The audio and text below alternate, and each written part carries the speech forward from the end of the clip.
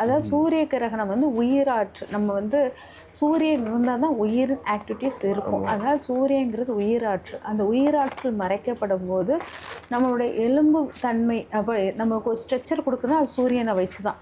அந்த எலும்பு கூடு தான் நமக்கு ஸ்ட்ரெச்சர் அமைப்பு.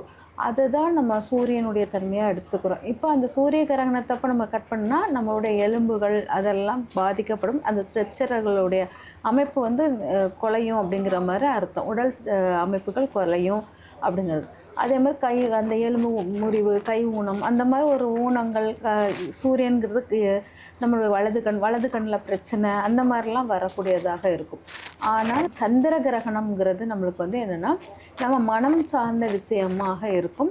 உடம்பில் உள்ள நீரோட்டத்தை குறிப்பதாக இருக்கும். அதனால் சந்திர கிரகணம் வந்து மனம் சார்ந்த விஷயம், நீரோட்டம், இடது கண்ணை குறிப்பதாக இருக்கும். அது வந்து பாதிக்கிற மாதிரி அஃபெக்ட் ஆகும். மனநிலை குழந்தை பிறகு நம்ம சந்திர கிரகணத்தப்போ என்னென்ன தாட் என்னென்ன திங்கிங் வைக்கிறோமோ அதை குழந்தைங்களுக்கு அப்படியே ரிஃப்ளெக்ட் ஆகும். அது மன அளவில் ரொம்ப பாதிப்படையும். அதனால் சந்திர கிரகணத்தில் ரொம்பவே அது நம்மளுக்கு தெரியும் அந்த அதிர்வுகள் வந்து.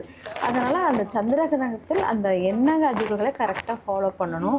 நம்ம எதை கிள்ளுனாலும் வச்சாலும் அந்த குழந்தைங்க வந்து எதை இடத்துல அடிச்சிருட்டா அப்படி உடைக்கிட்டா அப்படிங்கிற மாதிரி வருங்க.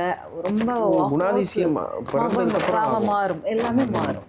அதே மாதிரி இப்போ ஒரு கிரகணம் முடிஞ்சதுக்கப்புறம் அப்போ வரைக்கும் தெய்வத்துக்கான சக்தி இருக்காது. அது முடிஞ்சதுக்கப்புறம் எந்த கோவில்களுக்கு போகலாம், எந்த தெய்வத்தை வழிபடலாம் மேடம்? அதாவது அந்த முடிஞ்ச பிறகு அம்மன் கோயிலுக்கு போவது ரொம்ப சிறப்பாக இருக்கும். ஏன்னா சந்திர கிரகணம் தொடங்குறது ஞாயிற்றுக்கிழமை தொடங்குது. காலையில் முடியுது, காலையில் சந்திர கிரகணம் அதாவது திங்கக்கிழமை முடியுது. அதனால் அம்மன் கோயிலுக்கு போகிறதும் சிவன் கோயிலுக்கு போவதும் சிறப்பாக இருக்கும். அதனால் அம்மன் சிவன் கோயில்களுக்கு போயிட்டு அம்மனுடன் இருக்கிற சிவனை போய் பார்க்குறது ரொம்ப சிறப்பாக இருக்கும். அதனால் அம்மன் கோயில் வந்து பிரதானமாக இருக்கும், அங்கே சிவன் இருப்பார். அந்த மாதிரி இருக்கிற கோயிலுக்கு போகும்போது நல்லாயிருக்கும். அங்கே போய் நவகிரகங்கள் வழிபாடு பண்ணிவிட்டு அப்புறமா சிவ வழிபாடெல்லாம் பண்ணிவிட்டு வந்தீங்கன்னா ரொம்ப நல்லாயிருக்கும். முடிஞ்சால் விளக்கேற்றிட்டு வரலாம் கோயிலில்.